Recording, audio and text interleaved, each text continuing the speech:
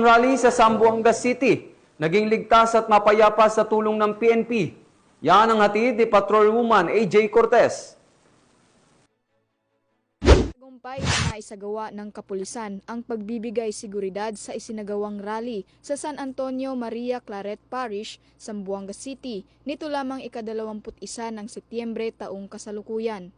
Pinangunahan ng mga tauhan ng Zamboanga City Police Office sa pamumuno ni Police Colonel Fidel B. Fortaleza Jr. ang nasabing pagbibigay ng seguridad sa pamamagitan ng mahigpit na pagbabantay at maayos na koordinasyon, natiyak ang kapayapaan at kaayusan sa buong aktibidad.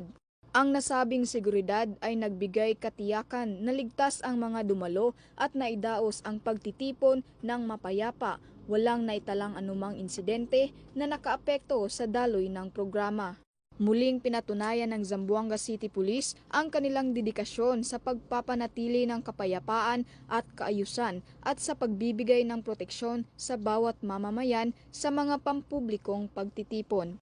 Mula dito sa tanggapan ng kapulisan sa Rehiyon Siyam, ako ang inyong PNN Correspondent Patrolwoman AJ Cortez, alagad ng batas, tagataguyod ng Balitang Pulis.